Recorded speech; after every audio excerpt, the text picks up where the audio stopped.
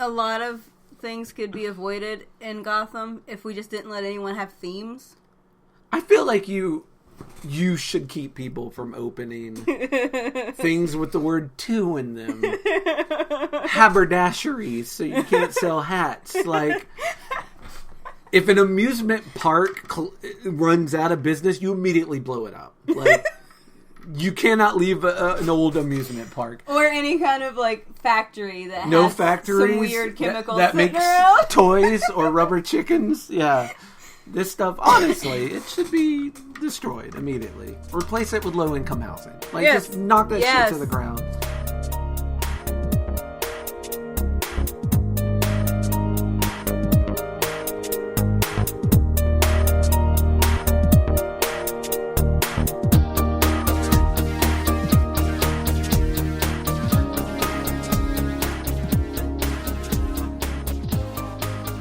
Hello! Women, children, of all ages, welcome to Comic Dissection Podcast, the podcast in which we dissect comics, panel by panel, beat by beat, page by page, blow by blow. If it's one of Cecilia's sexy comics, anyway. Hey, we haven't got there yet. Well, I know. I'm both excited and nervous. But, no need to fear that or anticipate that this week, because it is my choice. And we are finally talking about my favoritist comic book character and possibly my favoritist fictional character of all time, Mr. Edward Nygma, a.k.a. the Riddler. But before that, Cecilia, how are you today? How's things going? I am existing. Look at you. Look at you existing. That's all we wanted. I mean, someone really should have consulted me before being brought into the existing part, I should have consulted you before throwing you such a curveball as, how are you doing? we need to steal from knowledge by bright spot. What's your bright spot? What's your bright spot today, Cecilia? Mine's always the same. I'm incredibly good looking. I don't know. At least you've got something reliable. I got something to hang my hat on. Yeah, and it's this beautiful face. What? But enough about me. I got my house really clean today. Look at that. Getting it done. I did that. How long did that take? Oh, I actually vacuumed and mopped all the floors, so it actually took a couple of hours. Jesus. And that is the riveting life of Cecilia. The riveting life of a podcaster. Living it up. Yeah. Look at what your donations go to. If you donate to the Patreon, which we do not have, Cecilia could afford a maid, and then she could spend more time working on this project.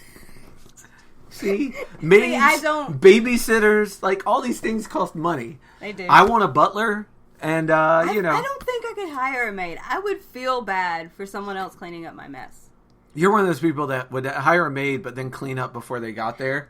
So that Only because they were coming there to clean. See, like, my best friend will come over, I'll be like, sorry that things are just shit. Like, it is, I have 2 small children. But not today. Well, and actually, the small children cleaned their own rooms. So, These are the small victories. It's it is. Claire cleaned her room. My chibi girl actually picked up her floor. No. It was shocking. I refuse to believe it. And it wasn't even a fight. It was just hey, I'll give you $1 if you could pick up your toys. Oh, and instead, it was a bribe. Well, yes, not a fight. That doesn't work with her. Well, yeah, she knows how far $1 goes these days. Wouldn't work on me either. She just likes to collect money. She doesn't spend any of the money she gets. She's got up maybe $20 sitting around now. What a capitalist she'll make one day. She is she's going to be the evil one. She's going to be the one that you give money to because you think they're going to be a job creator, or you think that they're going to redistribute it. She's going to be proof that trickle-down thing is bullshit. Yes. Which we need, because up to now it's worked perfectly. So good. Capitalism. Flawless design. Flawless victory. Beautiful system. To steal a line from Mortal Kombat. Flawless victory. Or to steal a more correct line. Fatality. If someone were donating to the Patreon, that would be dollars that I could give my children to maybe pretend to clean. That quarter. Don't tell people. Here's the thing. If when we finally start releasing these, and the first episode goes off like gangbusters, and by episode 3 we've got Patreon subscribers, we're going to lose half of them when you're like, I'm going to give them to my kids, and they're going to put them in a box. Hey, no. Make her spend that money because in 5 years it will have no value because the revolution will have started. Small lady will totally spend it on V-Bucks for Fortnite and Minecraft skins. So Nerd one shit. of them will spend Help support some nerds. She will. Mm-hmm. But, yeah, no. Reno, Cecilia's offspring. Support some nerds. Yes. In your local community. Yes. That is what at least some of the money will go to. Yes. All right. So, without further ado, we will be discussing Batman Dark Knight, Dark City, which was a 3-parter, issues 452 to 454, and starring the Riddler in what I think is one of his better appearances. The Riddler's kind of, especially on the interwebs, the Riddler is a very divided character because you have 2 camps, basically. I'm sort of in the middle, but you have 2 camps. And there's the camp that wants him to be just kind of a criminal and kind of an annoying, smart nerd, but not like a psychopath. And then you have the camp that really just want a Joker with a question mark tie. And I find myself honestly somewhere in the middle because I like different representations of the Riddler, but I will say that a lot of times when you go towards the dark end, when writers do that, a lot of times I feel it's out of laziness because I don't think that there's a harder character to write for than the Riddler because his entire gimmick is being clever. And what you have to simultaneously do is create something really, really clever. Clever enough, though, not so clever that the reader doesn't have a chance to solve it, but clever enough that you are convinced that the world's greatest detective is having trouble solving it, while solving it yourself. It's a fine line. It's a fine line, and I do not, as someone who loves him and wishes that tomorrow someone from DC would call me up and be like, write for this guy, it would be so hard for me. I don't know if I could do it, because that takes a writing level that is off the charts. And a lot of people don't get it right, because another thing you have to keep in mind with Mr. Enigma is he gives you clues, and the clues don't actually direct... The clues are a false lead, but buried under the false lead is the actual direction that you need to go. Yeah. So you have to pay attention to the clues, but the obvious conclusion isn't there. So it works on so many different levels when it's done correctly. Yeah. And the reason I picked Dark Knight, Dark City is twofold. Very proper. Mm-hmm. Maybe even threefold. Because, with the exception of one episode of the 60s Batman TV show, this was the first time, to my knowledge, feel free to correct me in the comments, where Riddler ditched the skin-tight onesie for the suit. He decided to go a little dapper for this caper, and I dig it. Like, that's my Riddler. Yeah. Like, I mean, I can tolerate him bald, I can tolerate him in the tights, but I don't like those things. I like him handsome and debonair and in the suit. Like, that is one thing. I'm more concerned about that than I am concerned about whether he's a serial killer or not. Like, that I'm less concerned. If you write him cleverly, then I'm here for it. And I don't like it when he's just a criminal who will occasionally ask a very simple riddle before stabbing a guy. Like, that's not clever. That's not an obsession with riddles. That is a much more boring character. Yeah. I think the movie did a pretty good job, and I think Dark Knight, Dark City did a great job. The other thing it seemed like it was the first time the Riddler was this dark. This is a dark, twisted Riddler. But it works within his character. Yeah. And you even have an out, because, spoilers ahead, he's sort of possessed by a demon, so some of that can be written off as, that was the demon talking. The demon made him crazy. Yeah. So, is there anything else you want to say before we dig in to this delicious... Go right ahead. All right, so we start in Batman, number 452, and we open up into a very crazy-ass ceremony called the Ceremony of the Bat. And you got a bunch of old white men doing what they do. Founding fathers. The Satan founding fathers. And man, there are a lot. And I'm going to say conspiracy theories, but I don't know if that's accurate. There's a lot of like beliefs that like the founding fathers and stuff kind of did some witchcraft shit. And kind of were into that stuff. Well, I know that like Benjamin Franklin was in the Hellfire Club. Yeah, like that's the kind. See, that's the kind of stuff that starts these rumors. Shit like that. He was just there for the orgies, though. Let's be real honest. Ben Franklin. That's what they're... Look. That's what they're all there for. Yeah, that's what they're all... Like, I often believe that many churches, people are just there for the community. They're not actually there for the religion. Now, don't know that for fact, but... Sounds believable. Yeah. Not all churches. Hashtag not all churches, but a lot of them. So, this also is the introduction of a demon called Barbatos, who actually makes a comeback in the new universe in a very big, huge storyline called Metal that also has the Batman Who Laughs, and he's a big deal in modern comics. Back before the reboot, this was kind of I think this was one of his only appearances, was this 3-parter with the Riddler. Yeah. So, they set this little sacrifice up with this pretty sacrificial lady. Did she even speak before she... No, why would she? Yeah, I didn't think so. She's a woman in Puritan times. What could she possibly have to say? They gave her a nice little, like, potion to make her all... docile. Yeah. Yes, and, commenced establishing, y'all. But then we cut to modern times. Yeah. That's obviously a flashback. And, of course, Batman makes his grand entrance onto the roof. I fucking love it. And you have these little pink boxes. Thank you. Text boxes. And you don't really know who's speaking at this point. But he's saying things like a thing of the night, he moves, he glides, lightly for such a large man, silently, his footsteps sure, his eyes keen. Feel him, his boots barely touching the wall.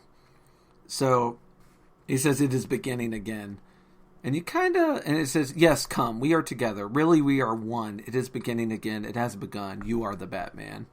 And then he goes, then we cut to Batman. He's like, hello, Jim. Are you sure it's him? So, of course, he's responding to the bat signal. And that Jim's lit up. Because one of Batman's old criminal foes is in town. And the last pink box says, I am Gotham. So, it's like the city itself is speaking to him. Something about this comic, it goes a long way to kind of describing Batman's connection to Gotham City, which I'm a big fan of. On the other hand, real quick before I forget, please. The Devil's Rump line that they do at the beginning. The Devil's Rump? Yeah, they have I missed that. Here, show me. See. Back when they did, it just made me giggle. I remember... It's all in cursive. It's an older comic, and it's in cursive. Well, the opening ceremony's in cursive. Yeah, so every it's time kind of hard to read. Flashbacks. I actually asked Cecilia before we started. I was like, "Can you read that? Is it? Can you read it?" I can't find it now. Aw. But there's a line in here about Devil's Rump, and it just made me giggle. Yeah, the Devil's Rump. Yeah. That thing. What's it say? God have mercy on my soul, for now I have changed and have turned my face from the devil's rump. It means not gay. I was gonna say, and you said you didn't have any spicy things. Yeah. We're talking about the devil's rump. Just starting right out. Yeah. Sorry, I forgot that the devil's rump plays a huge... No, wait, this is the last you hear of it. Look. It was just really funny. Yeah. Maybe I have been reading too much boy love mangas, but it made me giggle. So Gordon, I really like this because it shows a bit of realism, which is funny in a 3-parter about demons. But it shows a bit of realism because Gordon says he gave the correct code word. They all have code words nowadays to distinguish them from crank calls.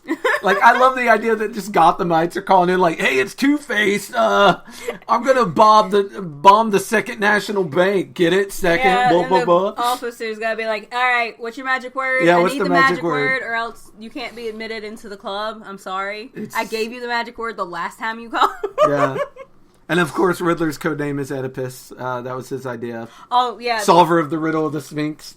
Also, a man with a complex, if I remember psychology I was going to say, Riddler has mommy issues. No wonder you identify so much. You know? My Riddler is a bisexual with mommy issues. That is my personal Edward Newman.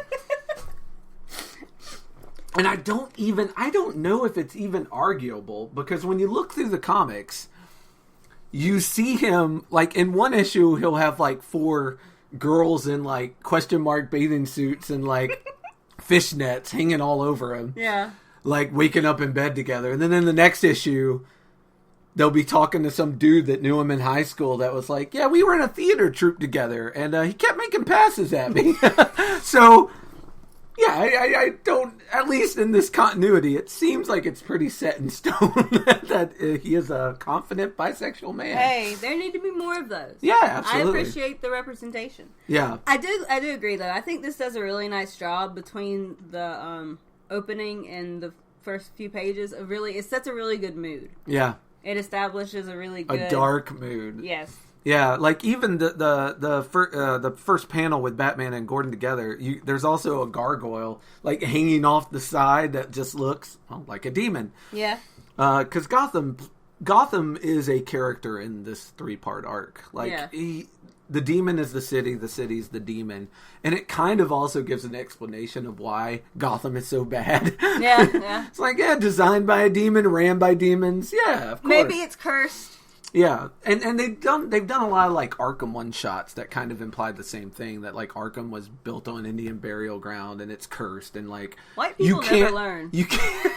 It's true. You can't go in there and come out saner. Like it's just not even an option. The doctors there are fighting a losing battle. And isn't it even more horrible that they're put in Arkham? Yes. Because they're already people who are not on solid ground with sanity. And let's be honest, Batman knows demons are real. He fights one here. So when they say, demon speaks to me from the basement, you think he'd at least go in the basement and look. There should be like a daily exorcism. He just sort of pats him on the head and goes, crazy as crazy does. There needs to be a daily exorcism that happens at like 6 in the morning and just 6 at night. They need to take like those... fire trucks, those fire planes they use in California, and just drop holy water over the whole building, all over all of like, Gotham. Because apparently we're like start at Arkham and then just move out into the city. Yeah. Hey, and that would give everyone jobs too, because this would be around the clock kind of thing. Around the clock, fucking beautiful. We fixed it. We fixed Gotham. Go. Bruce, I found a way to use your money. I mean, boomerang shaped like bats. That's one way, but I have a possible other option. The gel that you have to spread in the video game in this exact form. You have to spray it as a bat. It's like, I know you dig that. Yeah, I think some of Batman, Bruce Wayne not using his money better is, he just loves this shit. Like, he's a big fan. He's like, I'm having a good time. If he didn't have this to fall back on, he'd actually have to go to therapy. Yeah, and God who knows. wants to do that, man? He's like, thank you. Thank you, people that dress up like characters from Alice in Wonderland. So I have someone to beat up and I don't have to fucking, like, actually face my own demons. My trauma. My demons wear funny costumes and, like, rob banks. Like, it's great. But yeah, as you were saying, Cecilia, Gordon's, like, inappropriate when you think about it in the medical records that suggest the Riddler actually hated his mother. He's like, what does he want? I don't know. Said he'd be here at midnight and I'd find out. Said the hanging man had to be here too. That's his code word for you, by the way.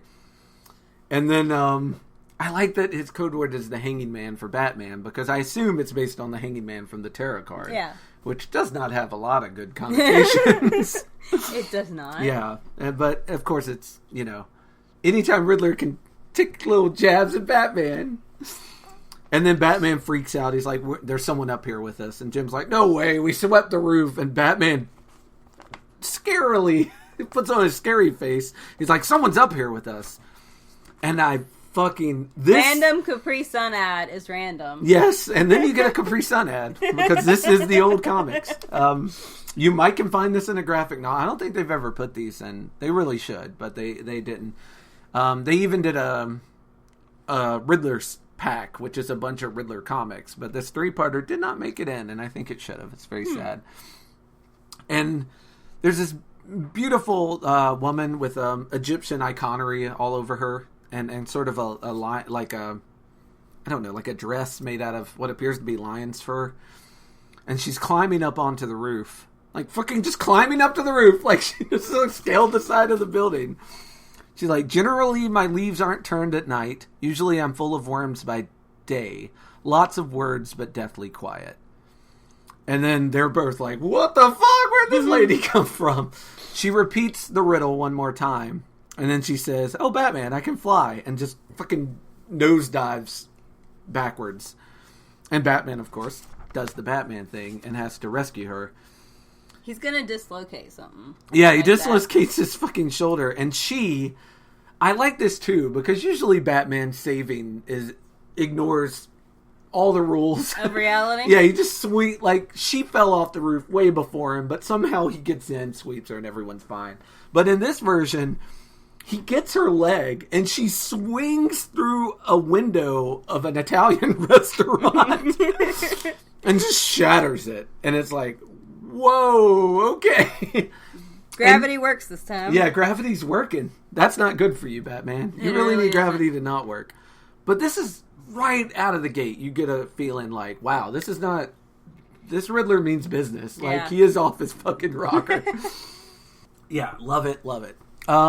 And then on the next page, you get your first shot of this Riddler in one of my favorite Riddler suits. Second panel on at the top of the page wins my contest for favorite panel. Like, I love it. Because he's just sitting there so sassy. He's got like one arm on his belly and he's like holding his gun the way that they tell you never to hold your gun. Talking shit because that's what he does. Yeah. And he's got a cop in a hangman's noose balanced on a pile of books because he's in a library, which is the answer to the riddle. Yeah. And that's a beautiful riddle. It really is. Just, yeah, I could get that as a tattoo. I really like that riddle. And he's basically like, I have a wife and kids. And Riddler's like, why does that matter? Question, why do people think being part of the nuclear family gives them a greater right to live? Me, I'm doing my best to ease the burden of overpopulation. I mean, the Riddler is right. Heteronormativity is a disease. It's apparent. Yeah, well, if anybody would believe that, the dude in the question mark suit. He makes a valid point, is all I'm saying. Yeah, there's a joke in another comic where Riddler's they're in a bus going back to Arkham, and there's a guy across from him, and he's like, "Hey, what's the question mark for? Sexual identity?" And Riddler's like, "Oh, shut up."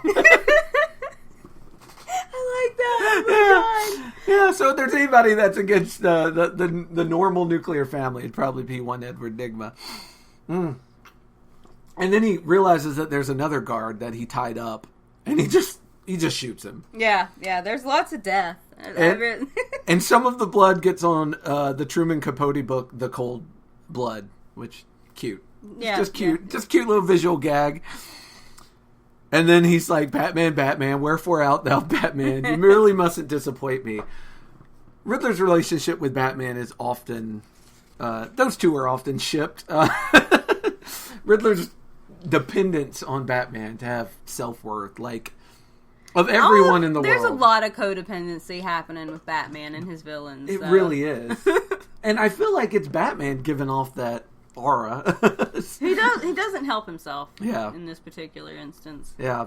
And the next page, they talk about the girl. Jim's talking to him. He's like, it's not your fault. You did all you could. And Batman's like, it wasn't enough. It never is quite enough, is it? I can never do enough to stop people dying, to bring back the dead. The dead? No, don't think about the dead tonight. Think about the Riddler. Like, you get a little peek into his mind and his obsessive nature and, like, how crazy he is. And honest to God, if I was the Riddler and I just got that one little peek into Batman's brain, I'd quit. I'd be like, nah, I'm good.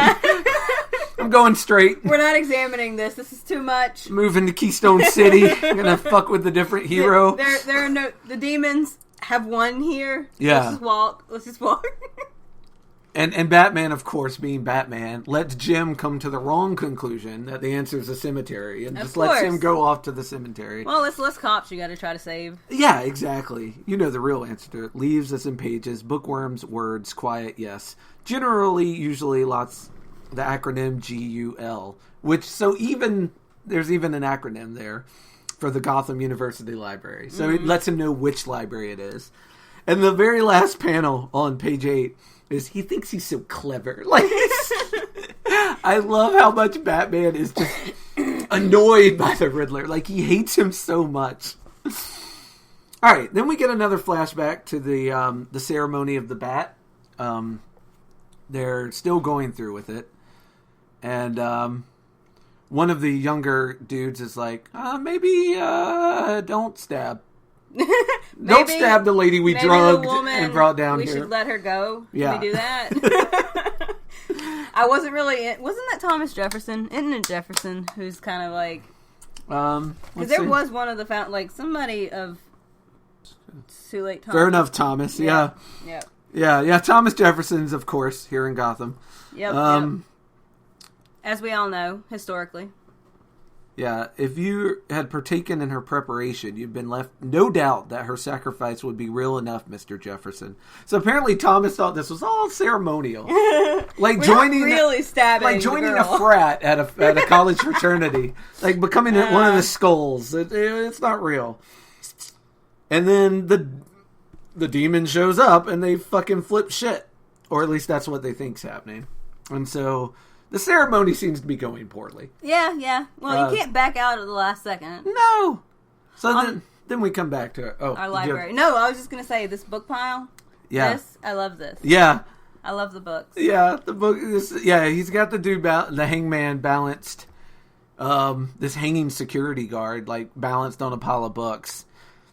And Riddler's, of course, gotta egg him some more. He's like, "Well done, Batman. You solved my little riddle. I hope you found my pretty sphinxette appealing." Of course, she'd been programmed to take a jump as soon as she'd given you the riddle. Like, no sorrow. He's just fine. And he's like, "Don't try nothing, Batman. The books are gonna give any minute. One move and I'm over." And Riddler's another one of my favorite lines. He's like, "Life's full of questions. Isn't it, Batman? Though naturally I prefer to think of them as riddles. Here's a good one. If I knock the books from under this man's feet, can you get to him in time? Or does he choke to death? I wonder." And he's reading Kafka, The Trial, and he just kind of tosses it on the pile of books. And of course, the books fall, and the man falls, and he's choking. And of course, Batman has to get there and give him mouth-to-mouth and save him. And then he's like, "From the corner of my eye, I see the Riddler leaving, smiling like the man in the moon. Why? Why not attack me? Why try to kill this man? Why give me a chance to save him?" So, yeah. Why?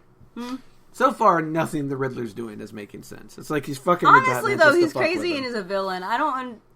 Yeah. It's a lot to expect things from... Well, one of the things Riddler prides himself on, and I guess Batman suspects of the Riddler, is that there is a logic to it. It's not a normal logic, but like if you understand the Riddler's mind, you can figure out what he's doing. But Batman's completely flummoxed here, especially when he then gets a call and finds out that Riddler stole how many babies from the hospital? 4? Yeah, he just stole 4 babies from the hospital while Batman was saving this hangman. Or maybe his thugs did it early in the night. And he left him a cassette, because this is an old comic from the 80s. Oh, God. Yeah, and Batman puts it in the Bat player, I guess, in his car. Why does he have to put Bat in front of everything? There's some insecurity there.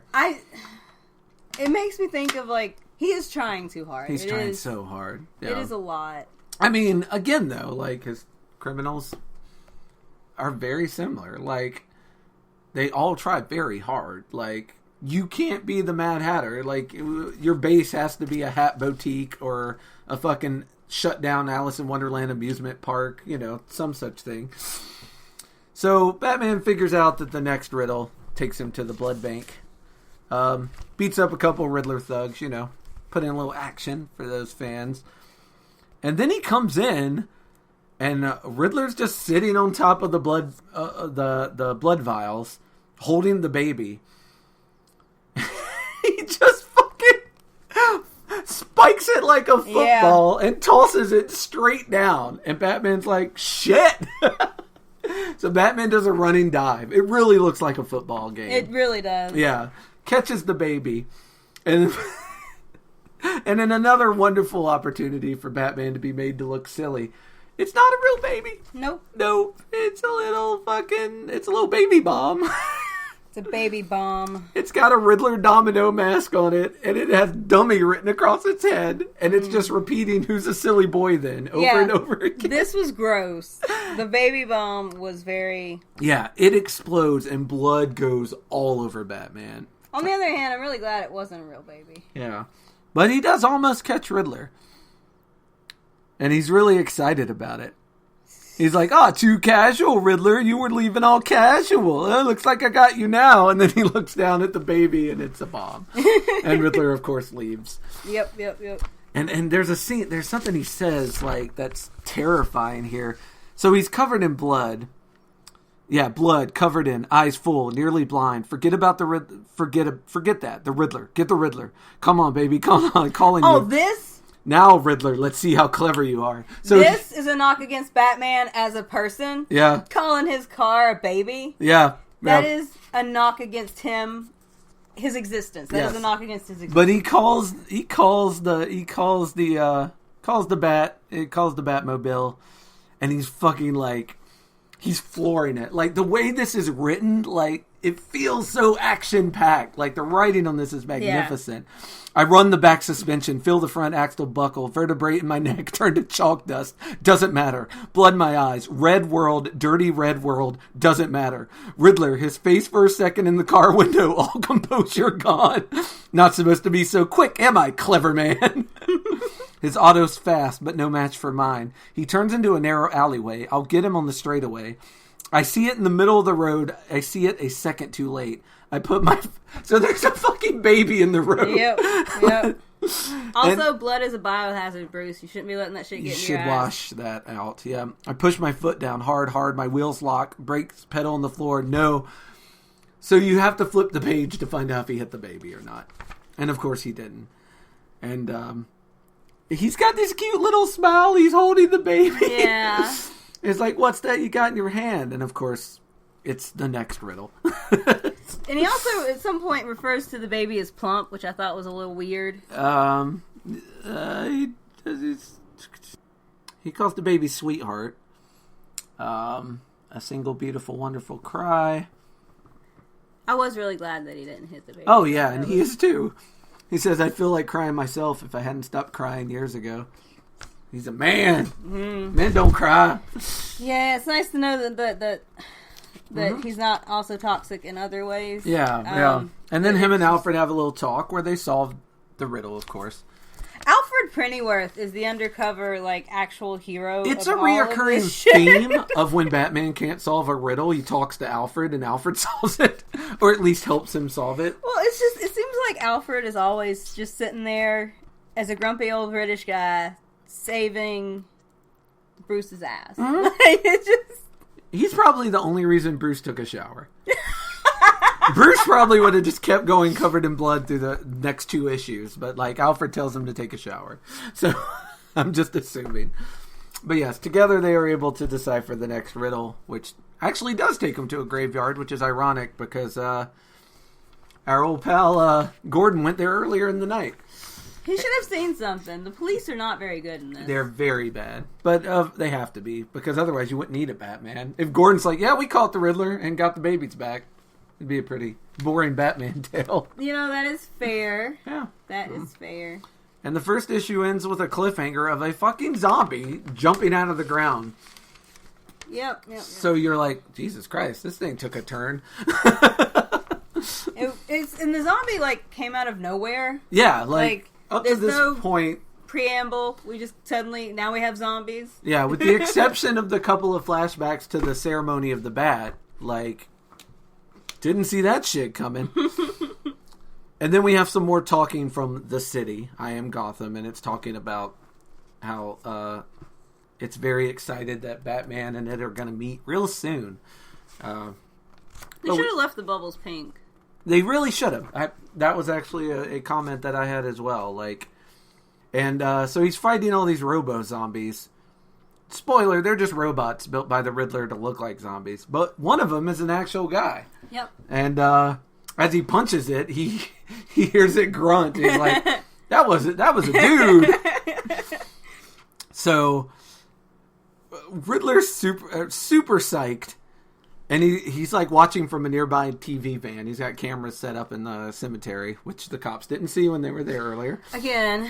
Or maybe a different cemetery. Maybe I give him a little credit. Maybe there's more. I'm sure there's more than one cemetery. There in has Gotham. to be in Gotham. Yeah. That is a fair counterpoint. I'll give you that.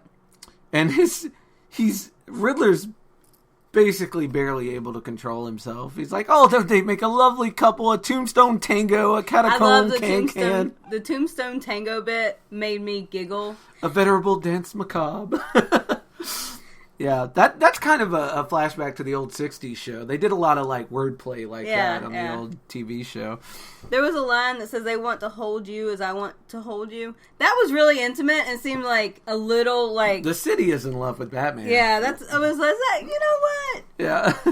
Is this... Just want to touch him. City just wants to touch him. And then his men are getting kind of scared. They're like, what's happening to the boss? Never seen him so crazy or so bloodthirsty for that matter. And the other guy's like, who knows? Maybe it's midlife crisis or something. I love that bit too. It's very cute. And then we got a very pretty full page panel of Batman fighting off zombies. I really like the artwork. The artwork in this is great. Like it's one of my favorite versions of the Riddler, and also Batman. Like in every scene, at least a part of him is in shadow. Like.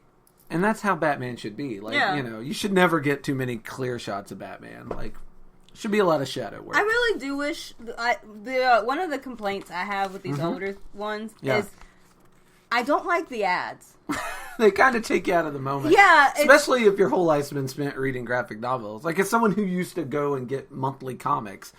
I don't even notice the ads. Like, they're just nothing to me unless it's something I'm interested in. But I don't know if it's just that I'm usually pretty ad blind. That, like, because I read a lot of my manga on sites that are ad-free. Or that your ad blocker is effectively taking care of. Well, they're pirate sites. So, like, usually That's not admissible in court.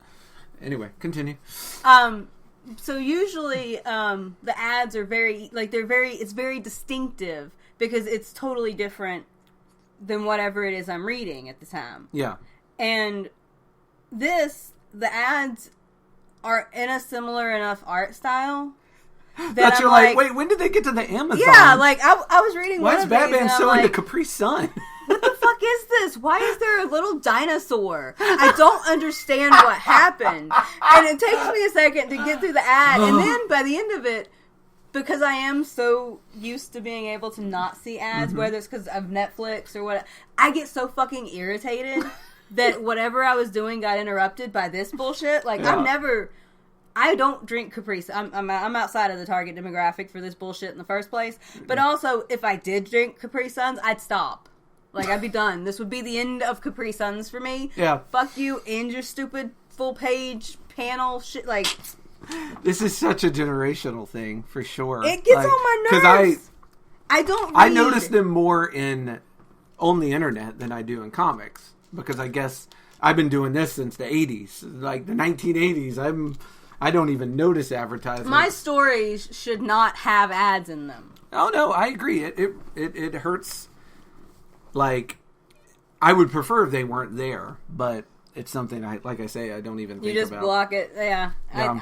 This got on my nerves, and this wasn't the only time that this has happened. Yeah. Well, I mean, let's see. Now I'm going to count. If you count the cover, the back of the cover, 1, 2, 3, 4.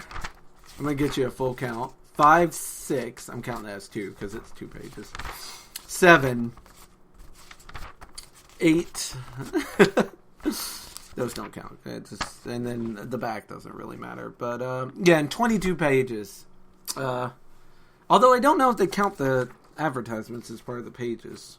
6, 7, 8, 9. No, they don't. So there's 22 pages and then another 8 pages that are just ads.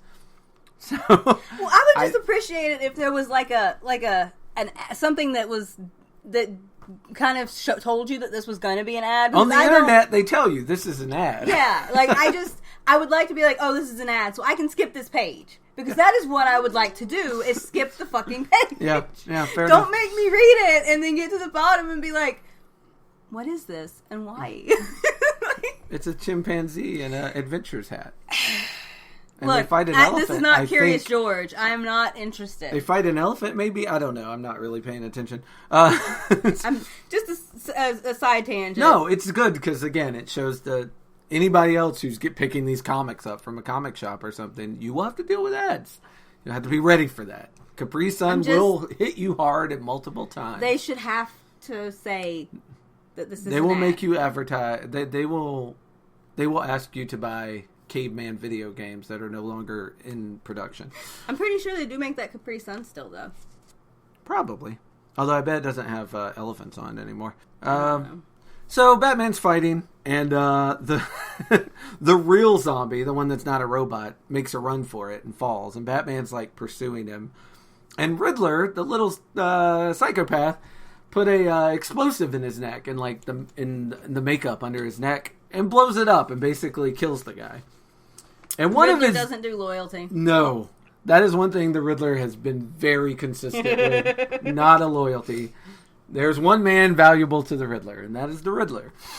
The Riddler's a Slytherin. And one of his dudes gets he'd be a Ravenclaw with Slytherin tendencies. That's how you can't just be one house. Like, what are you saying? You saying it's impossible for a Hufflepuff to be brave? Come on. You could be a Hufflepuff with Gryffindor subsets, or, you could be a nice Ravenclaw. I'm sure that you can have more than one trait to your character. Personally, that just seems like It just depends on which trait is dominant. Ah, yes. Well, for Riddler, I think it would be a intellect thing. But he is fine with sacrificing people. Facts. Yeah, and one of his thugs gets very upset with this. He's like, you killed Jimmy, one of our own. What for? I mean, what are we doing? Playing games with Batman? Jimmy was a buddy. And Riddler just pops a gun in his mouth. Not his own mouth, the fellow's mouth, who's talking shit. And says, and you'll be as dead as Jimmy if you don't shut up and drive. You got one job, bitch. Do it or die. We're not playing games, moron. We're playing for keeps. So you get an idea that Riddler is doing a thing.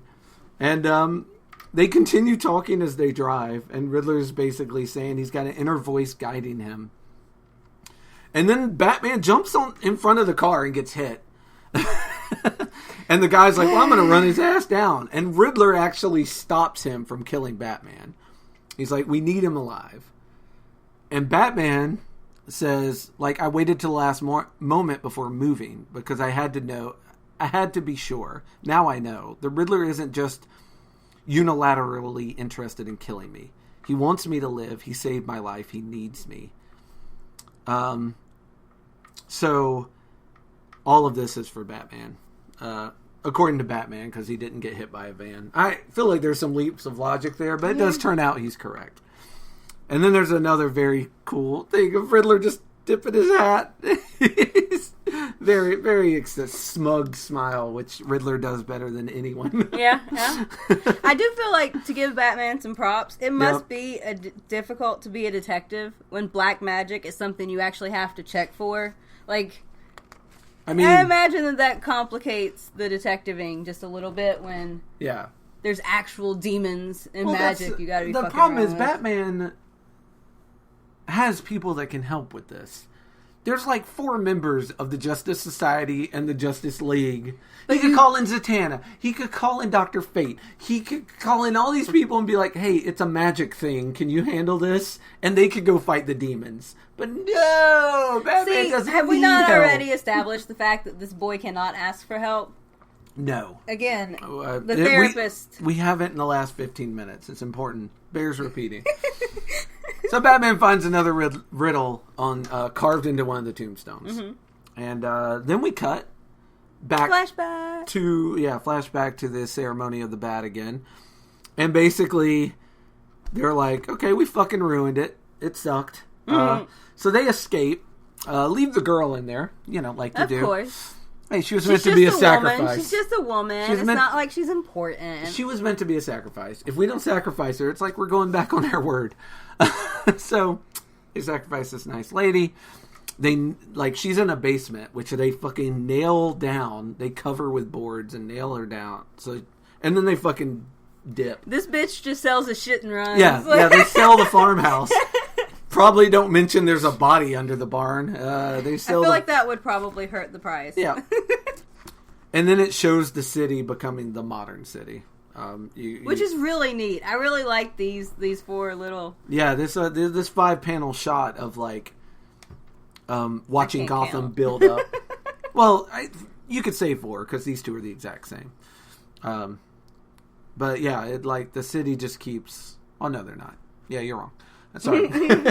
But yeah, it's showing the city build up, and then you get to modern day again being the 80s with taxis and cars and normal shit. Yeah.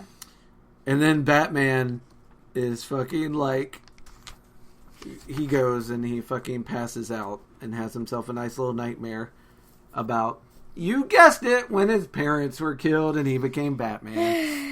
This is the only part that sort of feels unnecessary to me. Is every death connected to Bruce's parents' death? I think it's why he feels the failure so much, is because it reminds him of what he sees as a failure to save his parents, which is completely unrealistic of a child. I'm about to say, yeah, he was a kid. Yeah, he was 8, and he should have karate chopped them guns out of them hands, but he didn't. If only he had been trained as a weird dude who dresses up in a suit and, fights crime as a bat. Here's the thing. If he'd been trained from birth, like Shiva trained his son, just saying, he probably could have handled that. Damian would have saved his parents. Obviously also needs therapy, though. This boy has still got issues. He also still would have had parents. He's still Robin. He didn't get very far with all that training. Yeah, you're right. Yeah, obviously the mistakes were still made. Yeah. And then we have a cut to Riddler and his crew. They're just showing they're not good parents. And then one of his soldiers yeah, Riddler, but I think this brat's just done a... And Riddler's like, change him, imbecile, and be careful. We must keep them alive. 3 babies were stolen, but were not killed, but instead given back to their mothers. So they only have 1 kid left. They said, are the pets ready? And he's like, yeah, we managed to get them to the back of the van. Weren't easy, though. They took half of Stefan's arm with them. Ouch. So we know Batman's going to have to fight something that eats arms in the next bit. So he shows up at the bar, which was the answer to the riddle. And a van just backs into the bar, shatters the window. Whoever sells windows in Gotham, that's money. The glass business, great. Yeah, the glass business is great. And out jump some pit bulls, and they start attacking people. Poor puppies. And I do feel bad for the puppies because they end up getting killed. Batman has no choice. But it's interesting because a dude hands him a knife, and he stabs it. And he's like, weird, someone gave me the knife, and it's a silver knife. Mm-hmm. Which is not what knives are normally made of, even though it's called silverware. So he stabs the dog with a silver knife. He's like, what the ever flying fuck is going on here? This is suspicious. All of the bat senses are tingling. So then he starts chasing the guy that handed him the knife, because he's like, well, that's obviously a Riddler dude. And Batman's like, the Riddler will make a mistake sooner or later. Then the walls of his maze will crumble. And then the next scene is him. It says sooner or later ... And it's him in the back of the van that's driving. And it's a remote controlled voice. And you kind of just hear him sighing in his mind but not today. Damn it. Couldn't have made this easy on me. Yeah. Better hurry, Bats. The life of a little baby depends upon you. Here's an easy riddle for you, Dark Knight. I'm just below Hamilton, east on right. I take the corner in 4th Hamilton, east on right. Just below. What does he mean? Just below? A few doors below? And Riddler's taunting him the whole time while he's trying to, drive this van. Better hurry. Baby's got something in his hand. You know what babies are like. They put everything straight into their little mouths. So Riddler obviously is saying something bad's going to happen with this baby. Hamilton, East, and Wright, where now? Riddler, where now? Riddler, where? Like, Batman's getting super nervous because he don't want this baby to die. It looks bad. And Riddler's like, uh-oh, baby swallowed the ping pong ball. But I don't think it's quite small enough to go down his throat. This is the most evil thing that the Riddler does. Yeah. This is some twisted shit. Like, he gave a baby a ping pong ball. Honestly, I don't even know if I believe that he gave it to the baby and the baby did it itself. Yeah, it might have just had one of his boys just shove it down there. Or he might have done it. I don't... Yeah, he could have done it himself. Cause, he wants this to be done a certain way, you know? You gotta set up all the pieces so they fall down right. Yeah, that's true. That's true. Riddler doesn't leave that kind of stuff to his underlings. Nah, especially not after you starting to shoot one of them in the mouth. I don't really know how good someone's gonna be about, like... Yeah, well, it's facts. Of course, the guys that were talking the most shit, I find it interesting. When Batman finally figures out that below East and Wright actually means the sewer below the street, he gets down there, and there's two thugs fighting him with bats. And they're the two thugs that were talking the most shit. Who Batman Riddler left them on purpose. Yes, exactly. Riddler picked those two on purpose. So Batman, of course, beats them. And then Riddler's standing there with a baby in a bassinet. And he's like, oh, the baby's starting to turn blue. And he just walks off. He throws a wave back and he's out the door.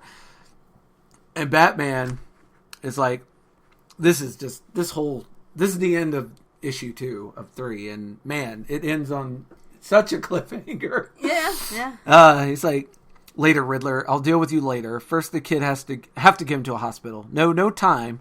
He's not breathing. No time to get him to a hospital. I hit the baby's back, but the ball doesn't budge. Neatly stuck in his gullet. I feel molten bile in my own gut as I realize it's meant to be neatly stuck. The sadistic runt planned it this way. Why runt, though? Because he's short compared to Batman. And Batman's, toxic tall masculinity. No, time for hospital. If it doesn't start breathing in 2 minutes, it'll be over. You know what you have to do. You know how to do it. It's called a tracheotomy. Tracheotomy. Thank you. Uh-huh. An incision of the principal air passage in order to facilitate breathing. You know how to do it. You know how to do it. Do it. And so he's standing, he's covered in stuff from the sewer. He's holding this crappy knife from his utility belt. And it ends like him trying to psych himself up to like do this horrible thing to this baby. Yeah. And I was like, Jesus Christ. Like even at this point, I was like, Riddler, it's hard to support you, buddy. Like, but I do it. I do it anyway because no amount of evil you commit will make me not a fan. I've picked my sides. Hey. But yeah, like, the Riddler first appeared in, like, I don't know, Detective Comics 148 in, like, the 40s. So this is... You've come a long way, baby. Yeah. So yeah, now we're going on to the last issue. Yay! Issue 3. And Batman is psyching himself up. I imagine that is a very difficult position to actually be in. Dude, you gotta give it to Batman here because Jesus Christ. Like, it takes iron will. I don't think I could in the same situation. But Batman, he's holding the knife over the child and he's like, the knife should be sharper and finer. A scalpel, not the Batman's knife, not this butcher's knife. Should be cleaner too, sterilized. But it's all I've got and I'm all you've got. So Batman takes a deep breath and slits the little cherub's throat. That is a terrifying first page. Yeah. So then he's running. He gets the child to a hospital. And at this point, they don't know if the baby's going to live or not. But he gets the last riddle. He doesn't. I mean, the babies have all been returned. So, and all the places the Riddler's been doing his thing in has been a question mark shape. Of course, why the fuck not? All across the city. You have to be on brand. Yeah, these pinpoints. Yeah, just like Batman has to have batarangs, Riddler's crimes have to be in the shape of a question mark in this instance. I think that a lot of things could be avoided in Gotham if we just didn't let anyone have themes. I feel like you should keep people from opening things with the word "to" in them. Haberdasheries, so you can't sell hats. Like, if an amusement park runs out of business, you immediately blow it up. Like, You cannot leave an old amusement park. Or any kind of, like, factory that has some weird chemicals that makes around. toys or rubber chickens. Yeah. This stuff, honestly, it should be destroyed immediately. Replace it with low-income housing. Like, just knock that shit to the ground. So then we have our Stockman Square, which is part of Old Gotham. So we have the guy who's writing his memoir. We're in our final flashback. He's talking about his regret at leaving that girl buried, and it sort of falls on deaf ears because I feel like you definitely could have got her out of there. Guilty conscience. Yeah, he's imagining her clawing at their roof trying to get out and slowly dying of starvation, and well, he's just feeling like a real jerk. As he should. As he fucking should, exactly. I feel no pity for this guy. So, this is going to surprise you, but Batman shows up at an abandoned amusement park.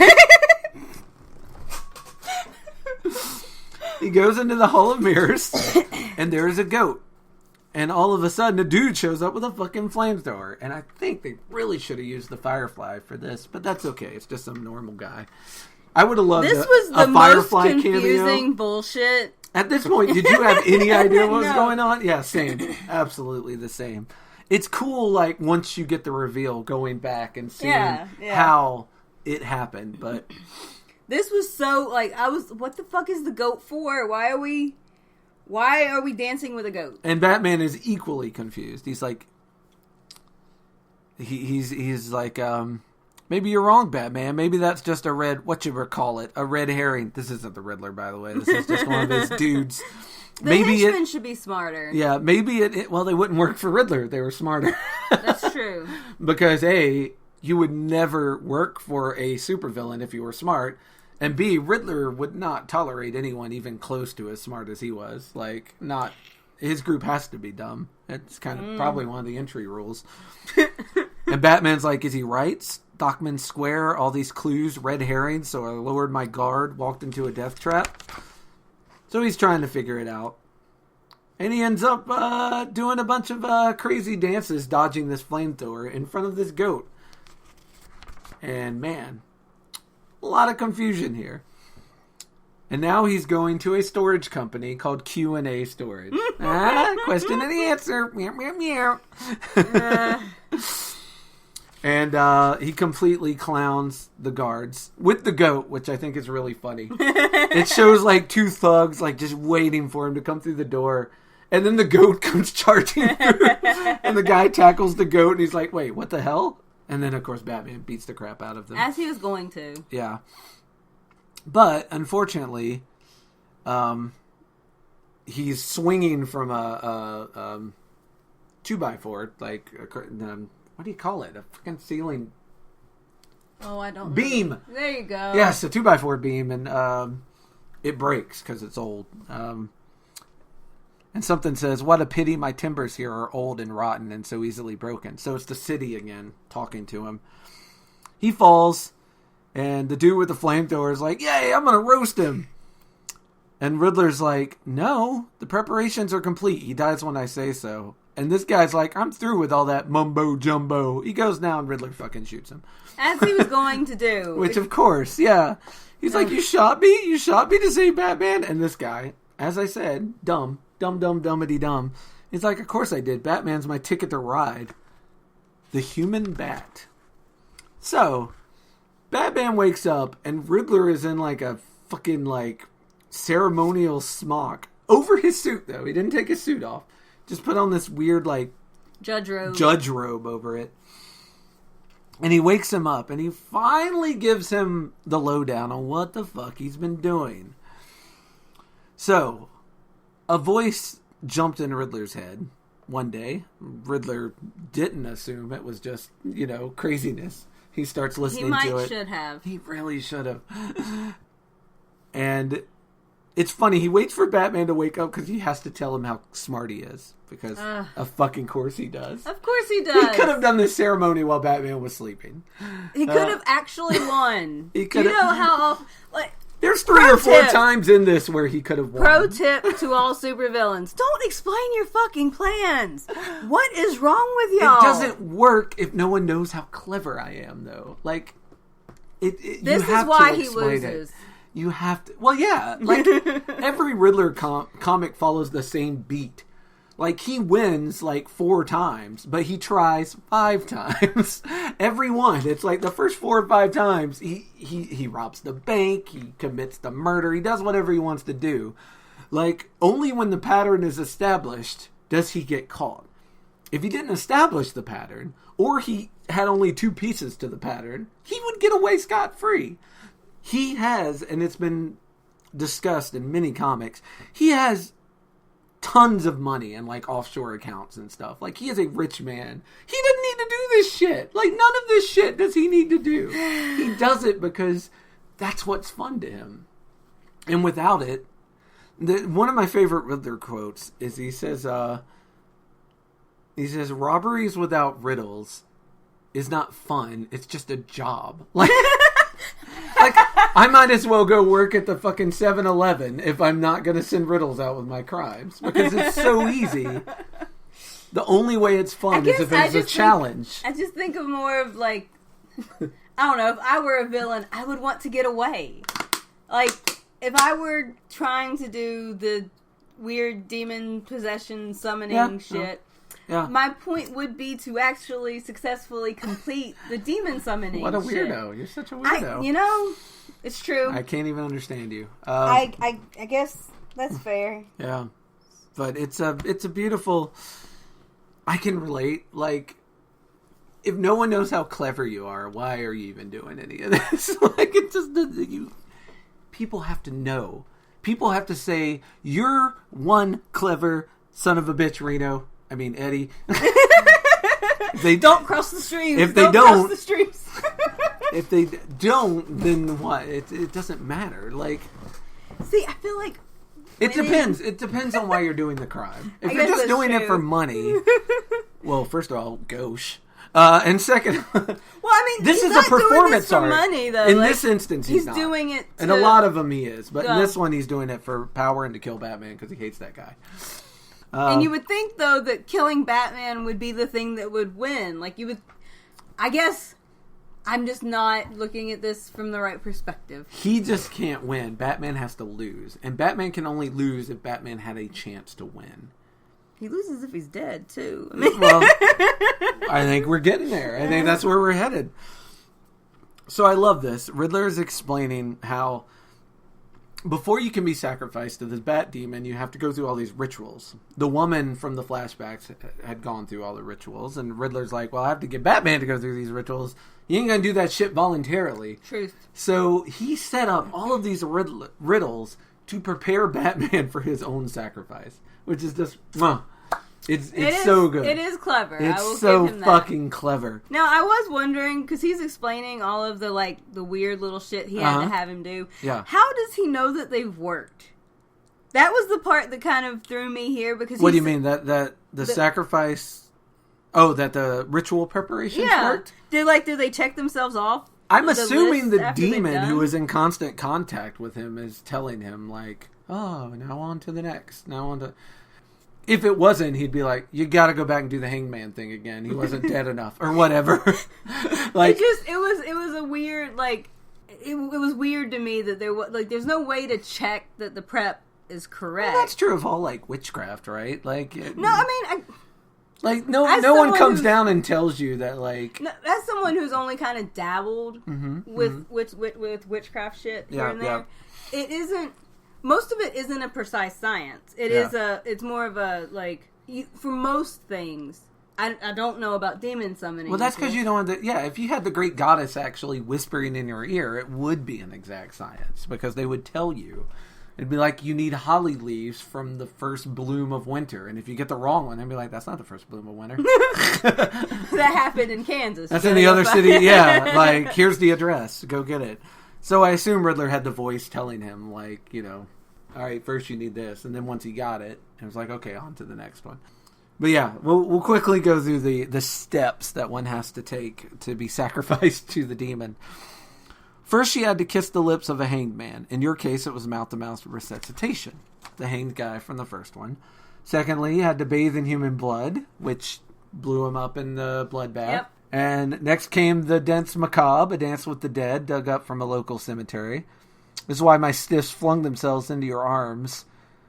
My, you bats have such a natural rhythm. So I assume some of these were just corpses that were buried that were just flung up into his arms. Yeah. And since that the one that was a real person ended up dying within seconds of the dance, they might have counted it. That's the only one that I felt was kind of iffy, was the Dance with the Dead. But I don't know. How else do you dance with the dead? Like, without it just being a weird setup. Like some Norman Bates shit. Yeah. Fourth stage was to slay a wild dog with a silver dagger, which of course he had happened. And then, this is the one I'm most proud of. Had to slit the throat of an unbaptized child, but a good guy like you wouldn't do that, unless it was the only way to save it. Like, very clever. Last was the regular Black Magic Sabbath dance acrobatics before the devil, represented by a horned goat. Took a flamethrower to make you do the acrobatics, but they still count. So, all of that is done. Preparation handled. So, yeah, he's just bragging. He's pretty excited. And then he's like, all right, now I'm going to kill you. And, Tell me I'm pretty. Tell me I'm pretty and I'm going to stab you. And then we actually hear from the demon.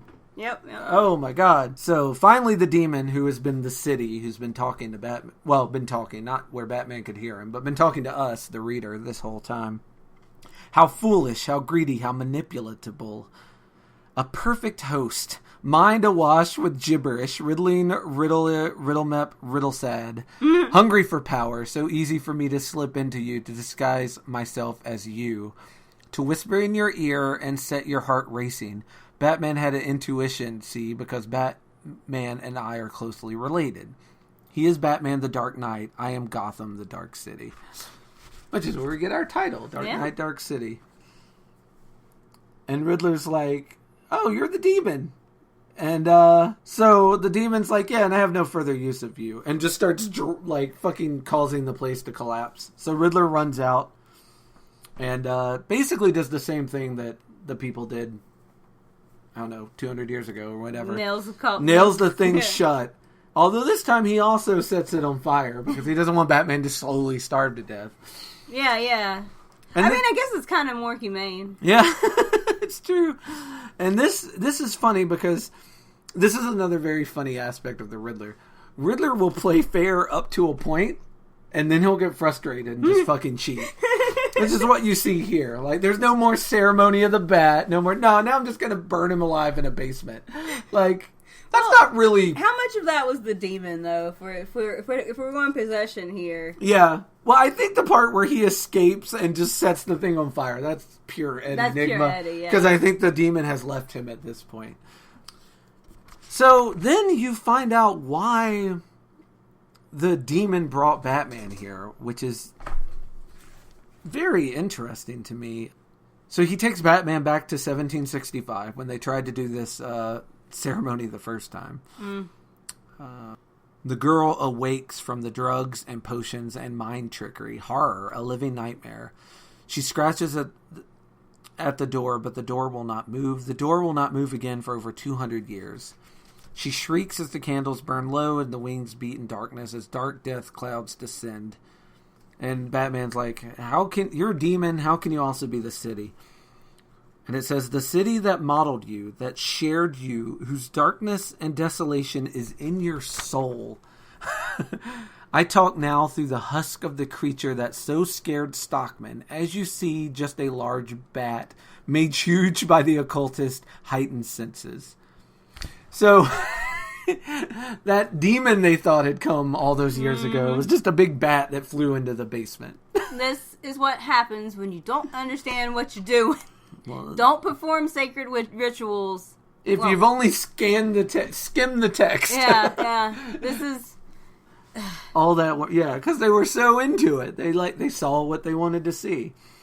And so now the demon's sort of been trapped in limbo because he wasn't summoned, but he wasn't fully summoned. Yeah. But he was partially. So the demon was waiting for his opportunity, and finally the Riddler and Batman perfectly presented him with a chance to fucking go back to his demon world, basically. Like, he's like, I don't want to be here. I don't fucking want to be here. Same, though. Yeah. Same.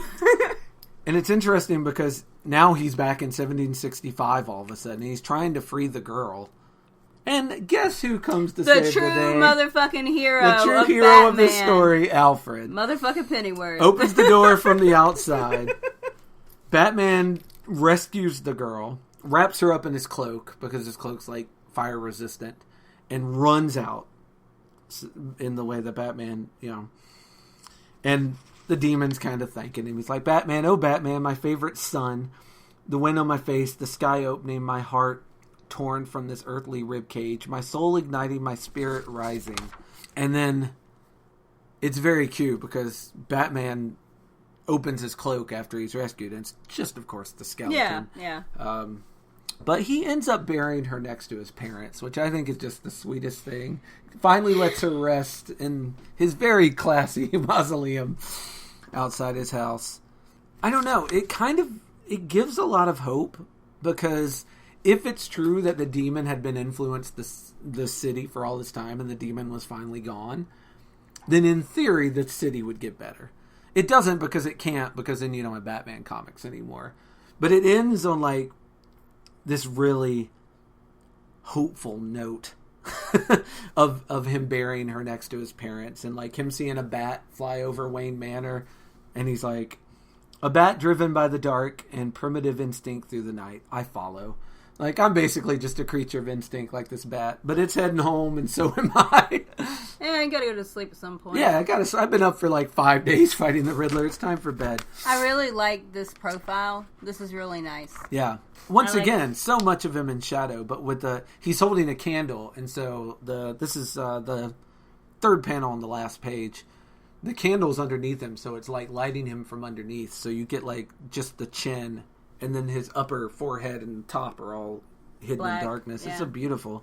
It's just a nice profile shot. I like the way it's drawn. Yeah, it's excellent. Like, the art in this, I have no complaints about. In fact, obviously, I picked it. I have no complaints about any of this. What were your thoughts about Dark City? Positives and negatives. I liked it. I liked the story overall. I didn't read it as the demon being in Riddler's head for the most of it. Mm-hmm. So I kind of read that as its own entity. I think it's left open-ended so that how much the demon was influencing the Riddler is left up to the reader to decide. So yeah, that's actually also why I was wondering about the rituals, because I didn't know where he was getting the check marks for the rituals, because I honestly read it as he found this book and he thought, oh, I can kill the bat and control the city, and that was all he had for it. So I didn't know how he was determining. There's a couple little parts where he said, like when him and his boys are driving the van away from the cemetery, and he's like, oh, it's like a little voice in my head is guiding me. Like, he says that. And then later, someone's like, what's gotten into you, boss? And he's like, you might could say I found religion. So there's little hints that the demon has a hands-on approach, but I don't know that it's ever explained how hands-on it is. Well, I guess I just credited most of that to finding the book. Because a lot of those, like, dark cultish type shits are very like religious adjacent, or the people who believe in them very religiously.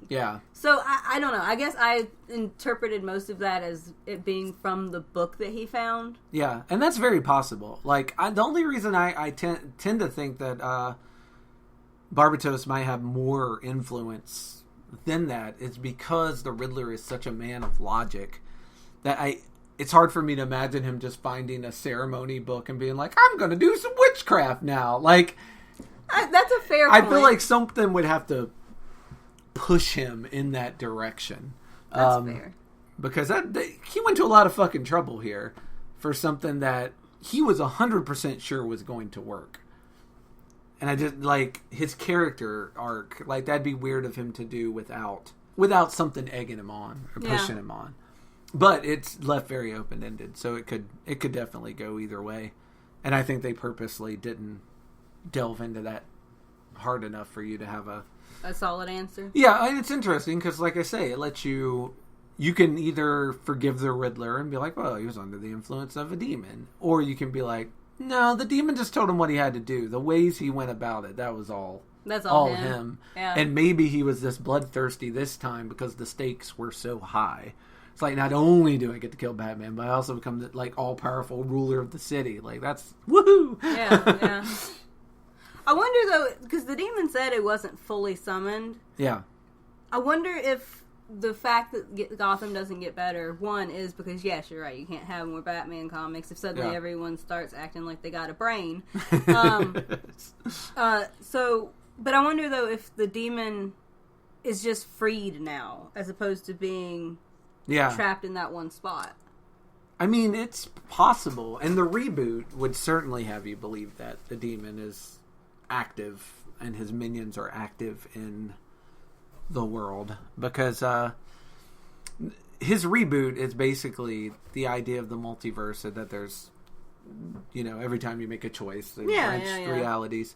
And there's infinite multiverses, but some of them aren't meant to exist, and so they immediately they implode. And the Metal storyline and some of the subsequent storylines are that this version of Bruce Wayne, with the power of the demon, starts traveling around and grabbing these other Bruce Waynes from these worlds right before they end, and basically creates like a Justice League, but it's all just evil Bruce Waynes. Good Lord. One Batman is enough. Yeah, this is a whole evil crew of Batman. It's really good and dark, and honestly, the neatest part is reading the stories of each individual Batman. Huh. I found that more interesting than the actual Metal storyline. I thought it kind of dropped the ball in some places, but overall it was neat, and I'm glad I read it. But it was especially interesting to me because I remembered the demon from this. Yeah. And I'm like, oh, they brought him back, and wow, he's really important in the universe now. Because he created the Batman Who Laughs, who is like, even now, like kind of a main villain in the DC universe. Basically a Bruce Wayne that's also part Joker. He's like Batman and the Joker smushed together. Yeah, it's pretty twisted, but super fun. Overall, though, I did like it. I enjoyed the art, and the story was interesting, and I like the riddle part. Like, I enjoy the putting the pieces together and watching the puzzle make itself, kind of. When that's done well, it's super fun. Super, super, super fun. So, time for the big question. And this one is actually also a little connected to our Sailor V, which we're doing part 2 of Codename Sailor V next time. Yay!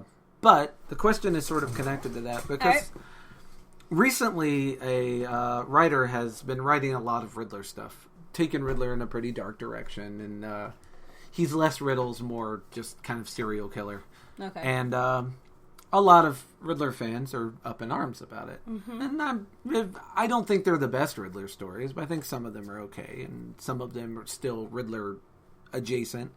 Some of them are like, Jesus, I think you could do a neat kind of Zodiac type of situation where you could make the Riddler a serial killer and still keep the core components. But yeah, I think some people think that the core components are lost. They've like I said earlier, they're basically making Joker with a question mark tie. Yeah, and I don't like that.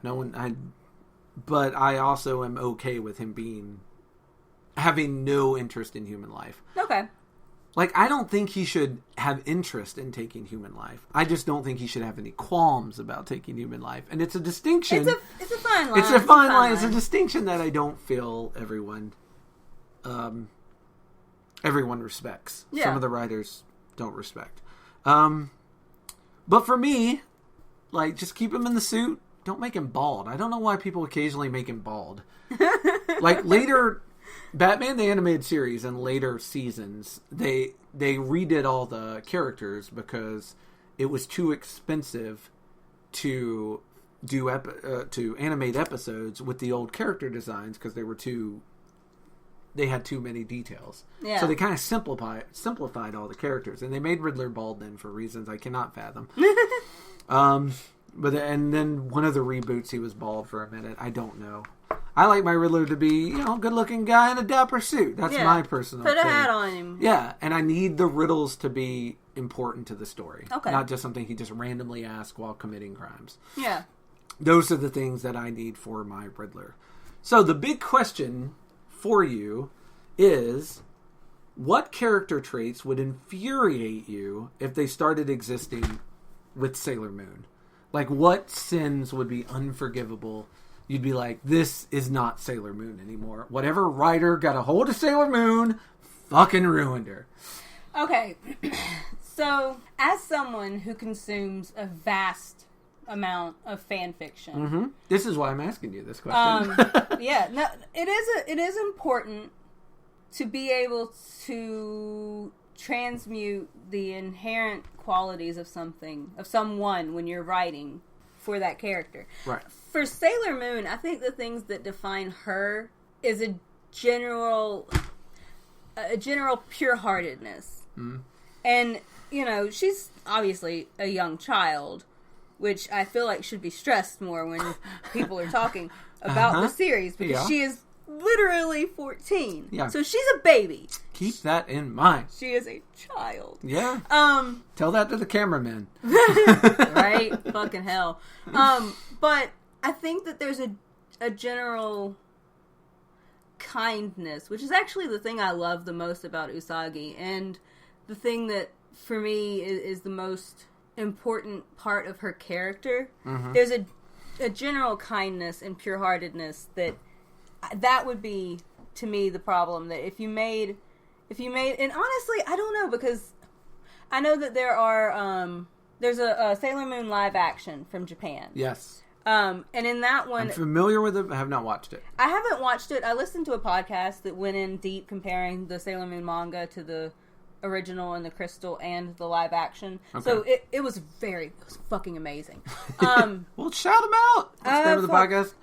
Shit. Well, don't shout them out if you gotta look it up. Well, it's been a minute since I've listened to it, because this podcast was old. And I only found out... It's called Love and Justice. Thank you. I only found out about it because... Shout out to Love and Justice! Because I was listening to the YouTube thing and they talked about it. Yeah, but, so...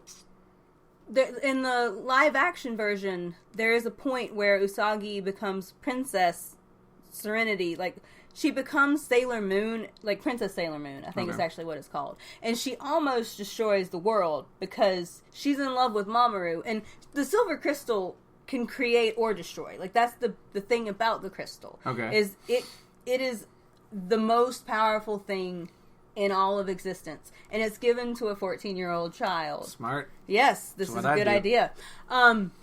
Sounds very sound. Everyone's very logical. But yes.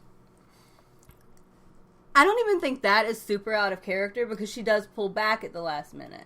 Mm-hmm. And I honestly feel like it's a human response to be overwhelmed with the duty of something and to feel as much pain as I'm sure it must cause someone to feel, to realize that you had a whole life that was destroyed by forces outside of your control. So I think there are definitely ways to make a character, like, deep, and to find ways to express those painful moments. Yeah. And still, I don't know, I feel like a lot of characters have, you have an ability to take things far.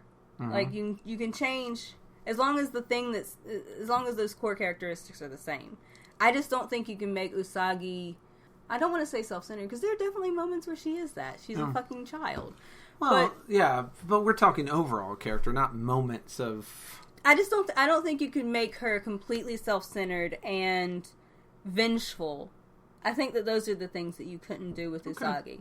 Because... Then it's not that character anymore. It's not... Look, yeah, because... It's so different, it doesn't even resemble her anymore. Well, and there's... Okay, so getting deep into, like, the end of Sailor Moon, right? Okay.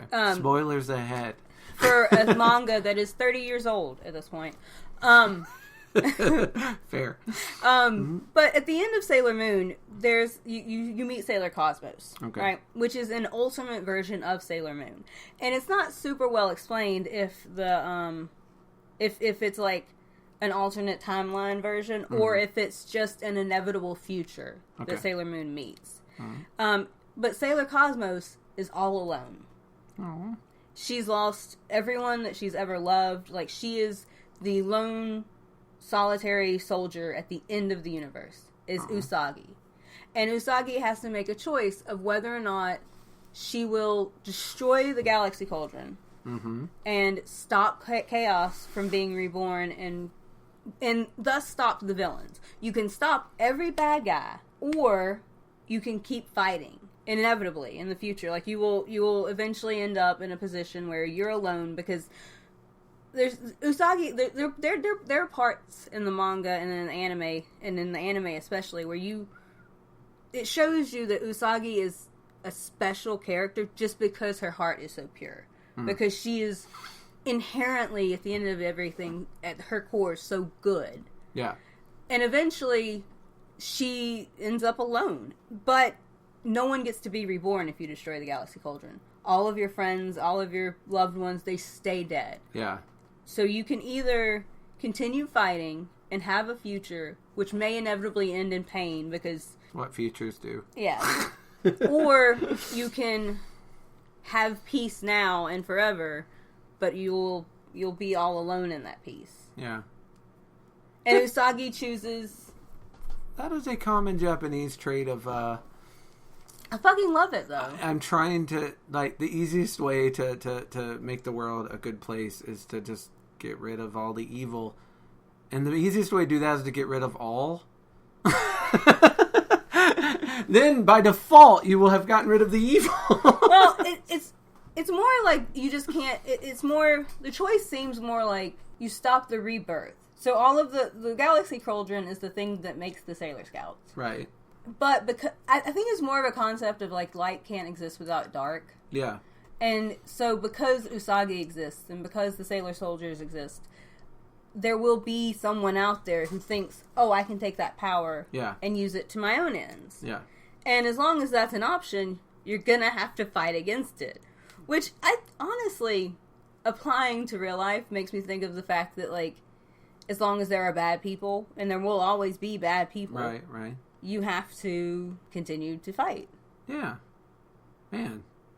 What a lovely note to end on. I mean, as long as they're evil people, this podcast will continue to fight. Hey, here's the thing. I love Sailor Moon, and I'm one of these people that, like, when I love something, one, I am going to read hours of fan fiction about it, and I'm going to delve into this whatever universe as much as humanly possible. Right. And so I'm going to listen to podcasts that are 10 years old that nitpick all of these little things, and I'm gonna read the shit myself and take the story apart, because that's what I do. Yeah. Comic dissection is actually really good. That's what I do.